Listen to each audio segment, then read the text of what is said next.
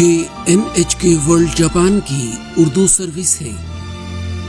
ہماری نشریات short wave, medium wave, satellite اور انٹرنیٹ پر سنی جا سکتی ہیں۔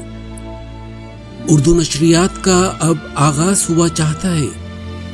آپ ہماری نشریات روزانہ 4 مرتبہ سن سکتے ہیں۔ نشریات کی تفصیلات کے لیے ہماری ویب سائٹ ہے nhk.jp/urdu۔ ہمارے ساتھ رہیے۔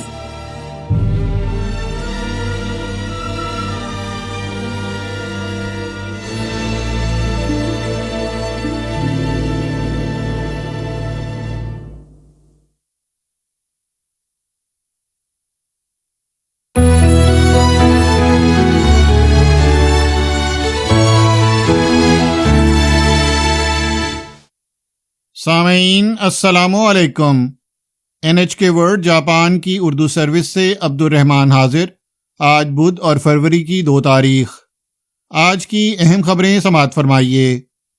جاپان میں نئے کرونا وائرس کے یومیہ متاثرین کی تعداد بدھ شام 6:20 تک کی اطلاعات کے مطابق پہلی بار 90,000 کا ہنسا عبور کر چکی تھی۔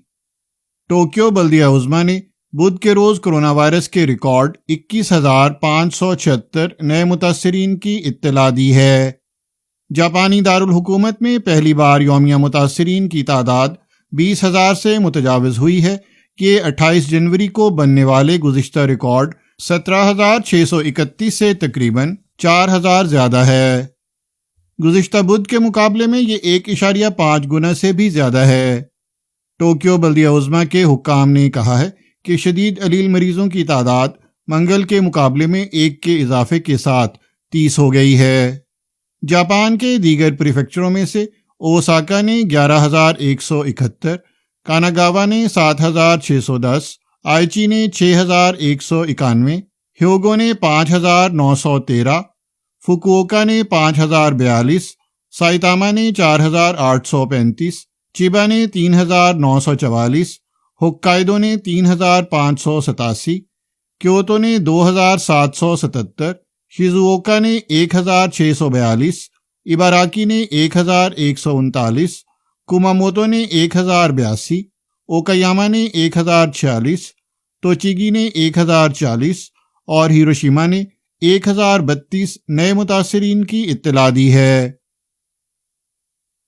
جاپانی حکومت کرونا وائرس سے متعلق ہنگامی حالت کا اعلان کرنے میں محتاط ہے، حالانکہ ٹوکیو کے ہسپتالوں میں بستر گنجائش کے حساب سے 50% سے زائد بھر چکے ہیں۔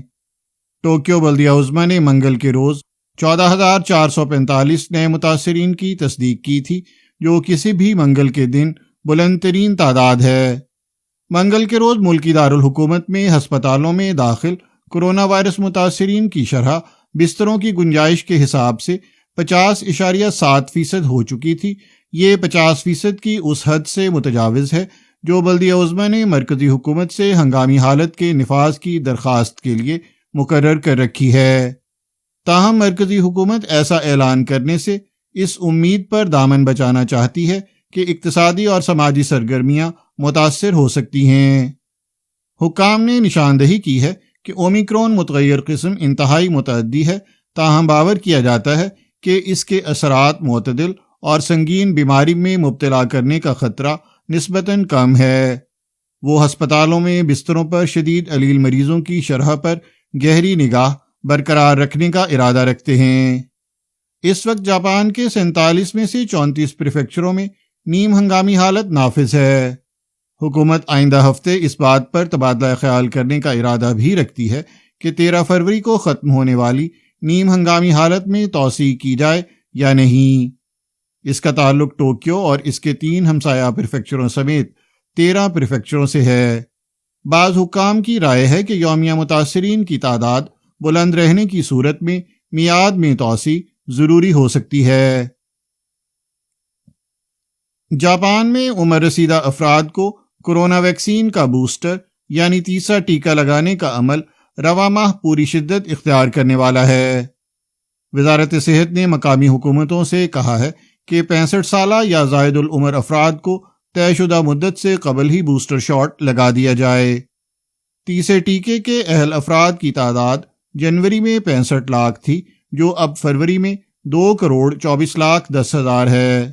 پیر تک 44,80,000 یعنی ملکی آبادی کے 3.5% کو بوسٹر ٹیکہ لگ چکا تھا۔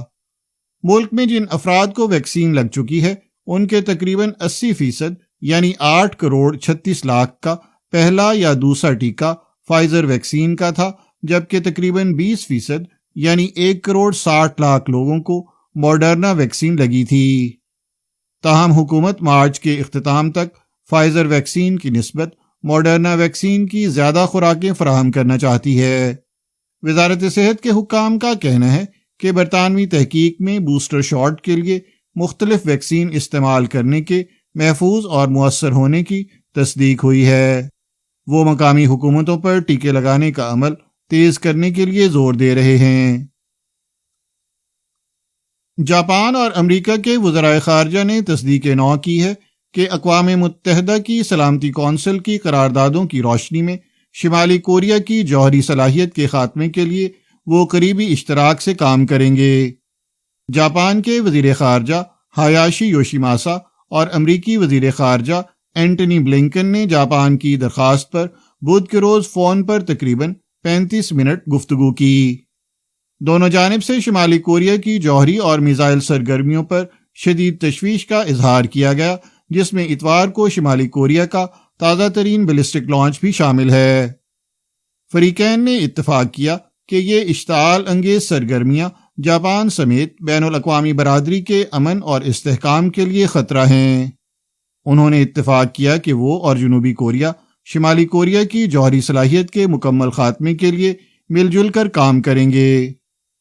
انہوں نے چین کی وسعت پذیر بحری سرگرمیوں کے تناظر میں سنگین ہوتے سلامتی ماحول پر بھی تبادلہ خیال کیا اور جاپان امریکہ اتحاد کے تحت دفاعی قوت اور جوابی صلاحیت کو تقویت دینے پر اتفاق کیا۔ وزراء نے یوکرائن میں بڑھتی کشیدگی پر بھی تبادلہ خیال کیا۔ انہوں نے روس کی جانب سے بڑھتی فوجی تعیناتی پر گہری نگاہ رکھنے کا عزم ظاہر کرتے ہوئے یوکرائن کی خود مختاری اور علاقائی سالمیت کی حمایت کرنے کی تصدیق کی اور صورتحال سے نمٹنے میں مل جل کر کام جاری رکھنے پر اتفاق کیا۔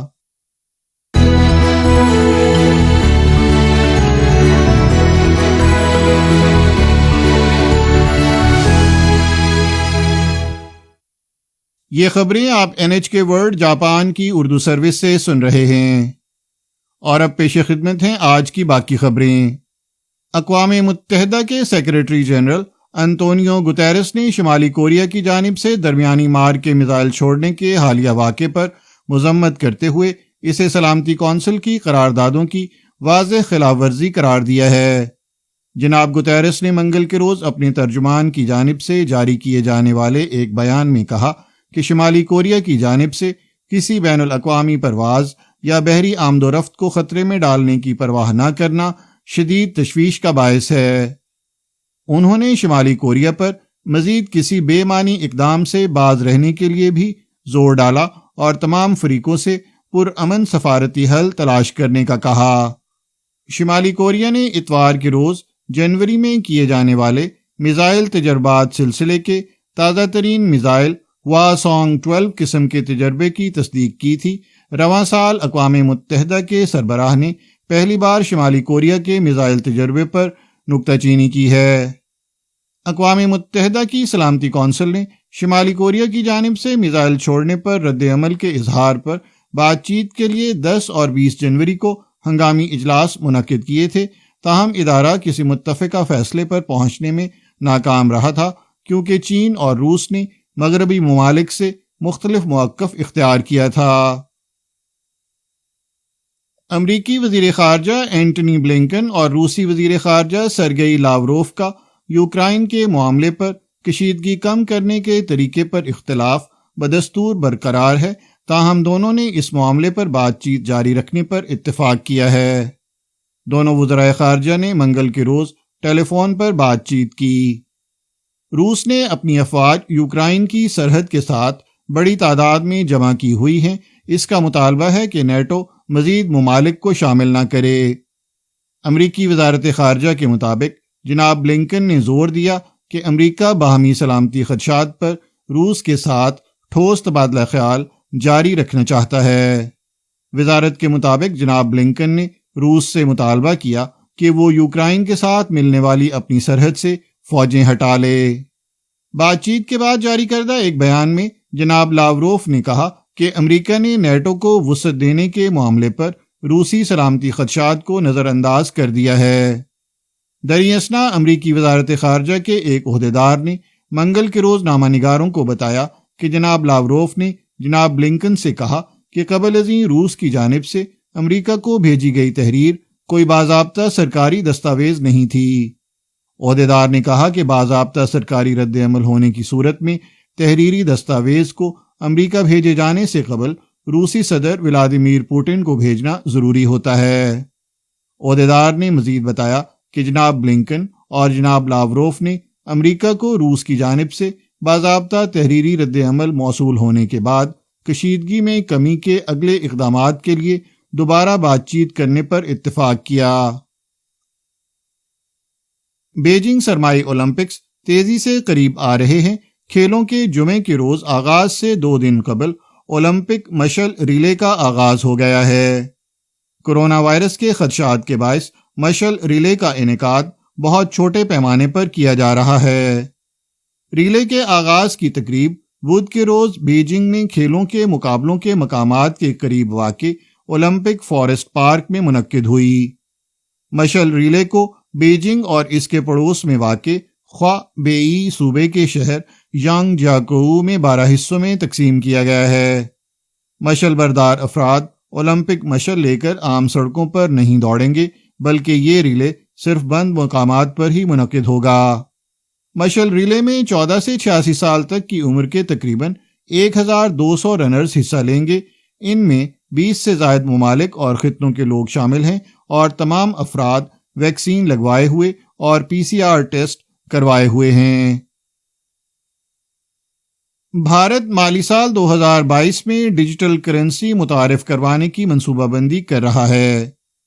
دنیا بھر کی حکومتیں اور مرکزی بینک اسی طرح کے اقدامات پر غور کر رہے ہیں، جس کی وجہ سے اس معاملے پر گرما گرم بحث و مباحثہ جاری ہے۔ بھارت کی وزیر خزانہ نرملا سیتھارامن نے منگل کے روز پارلیمان کو بتایا کہ بھارت کا مرکزی بینک ڈیجیٹل روپیہ جاری کرے گا۔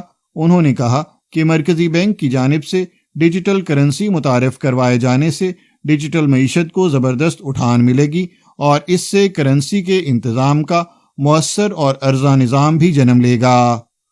نجی شعبے کی جانب سے کرپٹو کرنسیوں کے اجراء سے بھارتی حکومت اور مرکزی بینک کے عہدیداران میں خدشات پیدا ہوئے ہیں۔ ان کا کہنا ہے کہ ان کرنسیوں سے مالیاتی عدم استحکام پیدا ہوتا ہے۔